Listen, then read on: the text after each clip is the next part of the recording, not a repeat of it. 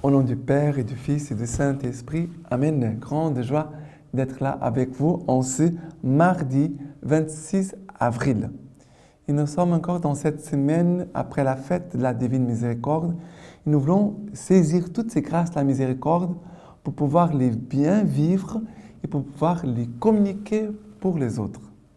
Et la première lecture d'aujourd'hui, c'est Actes des Apôtres, chapitre 4, à partir du verset 32.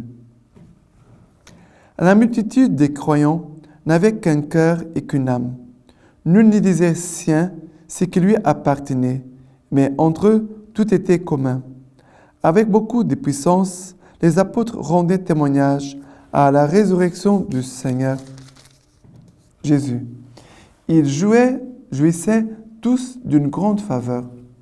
Aussi parmi eux, nul n'était dans le besoin, car tous ceux qui possédaient des terres ou des maisons les vendaient, apportaient le prix de la vente et les déposaient aux pieds des apôtres. On distribuait alors à chacun suivant ses besoins. Joseph, surnommé par les apôtres Barnabé, ce qui veut dire fils d'encouragement, Lévite originaire de Chypre, possédait un champ. Il le vendit, apporta l'argent et le déposa aux pieds des apôtres.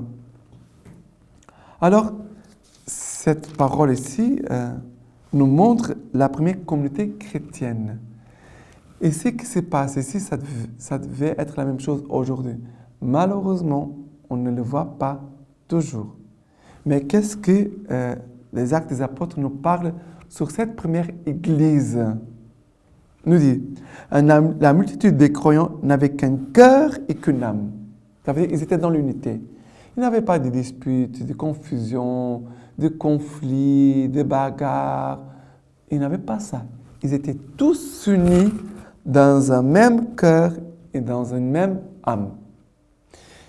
Et c'est une grâce de la miséricorde que Jésus veut produire dans nos vies et dans nos paroisses, dans nos communautés.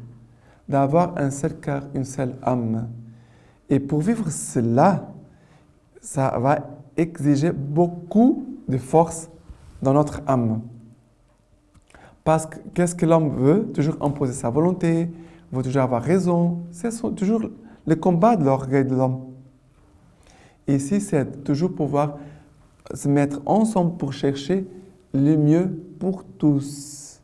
Ce n'est pas le mieux pour moi, ou le meilleur pour lui. C'est toujours chercher ce qui est le meilleur pour nous tous. Chercher les biens communs, on pourrait dire comme ça. Vivre en Église, c'est toujours chercher, en fait, les biens communs, mais les biens que Dieu veut. Ce n'est pas les biens que nous voulons. Ça veut dire qu'avoir un seul cœur, une seule âme, c'est la manifestation de tout un corps de personnes qui cherchent Dieu, qui veulent plaire à Dieu, qui veulent accomplir la volonté de Dieu, et qui a la force pour se plier, pour laisser Jésus passer devant. Laisser l'Esprit Saint régner au milieu de nous. C'est cela.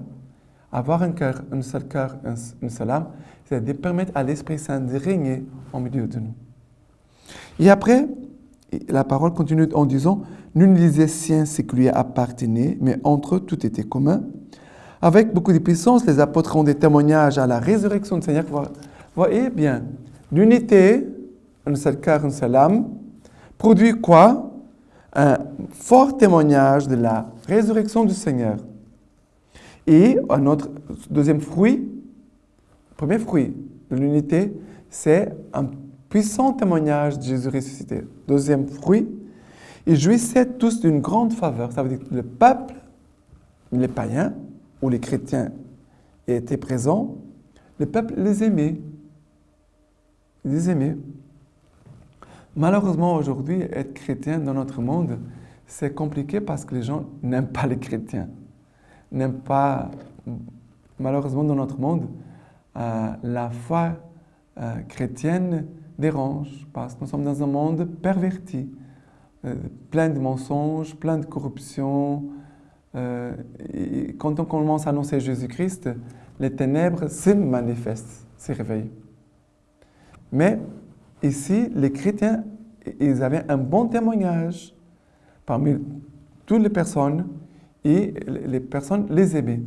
Les peuples où ils étaient les aimaient.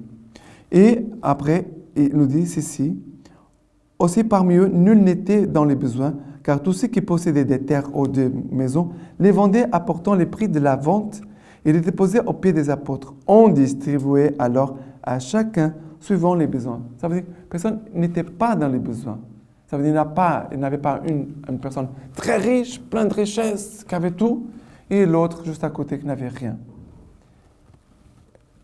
Ici, c'est la justice qui permet d'équilibrer les choses. Et comme ça, tout le monde vit d'une façon digne. Tous vivaient d'une façon digne. Vous voyez, la force de la miséricorde qui permet l'unité, un bon témoignage de la résurrection, un bon témoignage au milieu des personnes, et aussi, il n'y avait pas d'injustice. Les choses étaient équilibrées. Personne n'était dans le besoin. Et après, on voit aussi cet homme, ce témoignage de Barnabé, ça veut dire fils de l'encouragement, qui possédait un champ, il le vendit, apporta de l'argent et déposa aux pieds des apôtres. Mais ce qui me touche, c'est le nom Barnabé, ça veut dire fils d'encouragement. Et nous devons, à partir de la miséricorde de Dieu, demander cette grâce d'être un encouragement pour nos frères et sœurs. Nous sommes tous appelés à devenir Barnabé, ça veut dire fils, enfant d'encouragement pour les autres. D'accord? Maintenant, le psaume d'aujourd'hui, c'est le psaume 93, à partir du verset 1. Le Seigneur règne, il est vêtu de majesté, il est vêtu, Seigneur, enveloppé de puissance. Oui, le monde est stable, point ne bronchera. Ton trône est établi dès l'origine.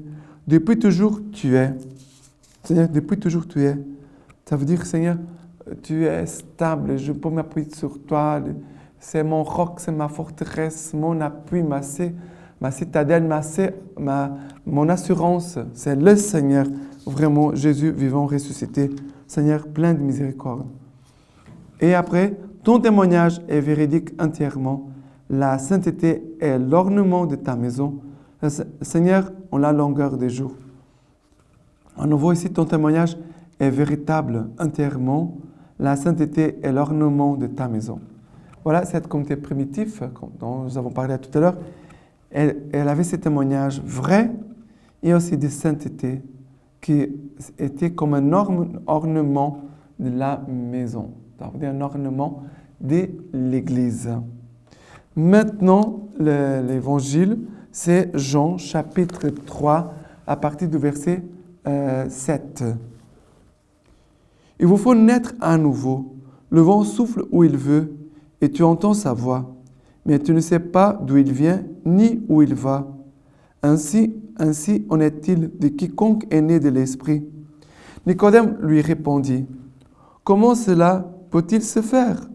Jésus lui répondit, « Tu es un maître en Israël, et ces choses-là, tu ne les saisis pas? En vérité, je te le dis, nous parlons de ce que nous savons, et nous attestons ce que nous avons vu. Mais vous n'accueillez pas notre témoignage. Si vous ne croyez pas, quand je vous dis les choses de la terre, comment croiriez-vous quand je vous dirai les choses du ciel? Nous ne montons au ciel, hormis celui qui est descendu du ciel, le Fils de l'homme. Comme Moïse éleva le serpent dans le désert, ainsi faut-il qu'il soit élevé le Fils de l'homme, afin que quiconque croit ait en lui la vie éternelle. Alors, cet évangile d'aujourd'hui sont les paroles de Jésus à Nicodème. Nicodème qui vient trouver Jésus dans la nuit parce qu'il avait peur des Juifs. Et Jésus va lui dire, il vous faut naître à nouveau. Et cette parole nous dit, Jésus nous dit la même chose à chacun de nous. Il nous faut naître à nouveau. L'Esprit Saint vient sur nous. Vivre le temps de Pâques, c'est de permettre à Jésus de souffler sur nous l'Esprit Saint. qui vient refaire nos vies, qui vient renouveler nos vies, qui veut nous communiquer une force nouvelle pour pouvoir vraiment être au service du Seigneur et être au service de l'évangélisation. Parce que nous tous, nous sommes au service du Seigneur, au service de l'Église et au service de l'évangélisation. Et c'est l'Esprit Saint qui conduit toutes choses. C'est l'Esprit Saint qui est l'âme de l'Église. C'est l'Esprit Saint qui est l'âme de la mission. C'est l'Esprit Saint qui est l'amour qui nous unit, qui fait de nous un seul cœur, une seule âme. Et c'est cela que Jésus est en train de dire à Nicodème. Il vous faut naître à nouveau. Si dans nos communautés, il n'y a pas d'unité, il n'y a pas de communion, il y a des disputes, des bagarres, même dans nos maisons, dans nos familles, qu'est-ce qu'il faut? Demander l'Esprit Saint. Demander l'Esprit Saint. Demander sans cesse l'Esprit Saint qu'il vienne vraiment sur nous. Demandez chaque jour. Et ici, Jésus va dire, le vent souffle où il veut et tu entends sa voix, mais tu ne sais pas d'où il vient ni où il va. Ainsi en est-il de quiconque est né de l'Esprit. Ça veut dire, quelqu'un qui est né de l'Esprit, il est libre. Il n'est pas coincé. Il est libre pour pouvoir témoigner, annoncer. Quand nous voyons Sainte Catherine de Sienne, une jeune femme qui à son époque est allée chercher le pape qui était en Avignon, en France, il va lui demander, vous devez aller prendre votre place à Rome. Elle a donné un ordre au pape. Elle a donné un ordre au pape. Une laïque, elle n'était pas religieuse, elle n'était pas prêtre. Elle va demander au pape, allez prendre votre place. Votre place, c'est à Rome, au cœur de l'Église. C'est là où Dieu vous attend. Elle avait une autorité, pourquoi? Parce qu'elle était remplie de l'Esprit Saint. Elle s'est laissée conduire par l'Esprit Saint. Il nous faut vraiment des gens, pour notre temps d'aujourd'hui, d'avoir cette liberté dans l'Esprit Saint. Ce n'est pas le libertinage. Il y a des gens qui parfois n'ont pas de respect et qui disent n'importe quoi, ne respectent pas. Avoir une autorité spirituelle, c'est différent. C'est l'onction de l'Esprit Saint qui nous donne une autorité. Pourquoi? Parce que nous vivons vraiment la parole de Dieu. Nous vivons la volonté de Jésus. Nous aimons l'Église, nous aimons nos frères et sœurs. Nous sommes capables de souffrir pour l'Église, de mourir pour l'Église. Sainte Catherine de Sienne, elle était comme ça. Voilà cette force que le Seigneur veut mettre dans nos cœurs en ce temps pour pouvoir vraiment vivre dans cette unité et à partir de cette unité, de rendre témoignage de Jésus vivant au milieu de nous.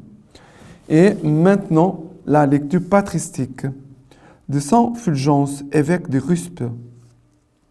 La construction spirituelle du corps du Christ s'est faite dans l'amour, puisque selon les paroles de Saint Pierre, les pierres vivantes servent à construire le temple spirituel pour former un sacerdoce saint, présentant des offrandes spirituelles que Dieu pourra accepter à cause du Christ Jésus. Cette construction spirituelle, on ne peut la demander avec plus d'à-propos que lorsque le corps même et le sang du Christ sont offerts par le corps même du Christ, qui est l'Église, dans le sacrement du pain et de la coupe. La coupe que nous buvons est communion au sang du Christ. Le pain que nous rompons est participation au corps du Seigneur. Puisqu'il y a un seul pain, la multitude que nous sommes est un seul corps, car nous avons tous part à un seul pain. C'est pourquoi nous demandons que la grâce qui a fait de l'Église du corps du Christ, c'est pourquoi nous demandons que, par la grâce qui a fait de l'Église le corps du Christ, tous les membres de la charité, par le maintien de leur cohésion, persévèrent dans l'unité du corps. Nous demandons à juste titre que cela se réalise en nous par le don du Saint-Esprit. Celui-ci est l'unique esprit du Père et du Fils, car la Sainte Trinité est par nature unité, égalité et amour. Elle est un seul Dieu, vrai et unique. Cette Sainte Trinité, donc, sanctifie ceux qu'elle adopte en leur communiquant son unanimité. C'est pourquoi il est dit, l'amour de Dieu a été répandu dans nos cœurs par l'Esprit Saint qui nous a été donné. Maintenant, je vous laisse la bénédiction par les mains toutes pures de la Vierge Marie. Que Dieu Tout-Puissant vous bénisse et vous garde, le Père, le Fils et le Saint-Esprit. Amen.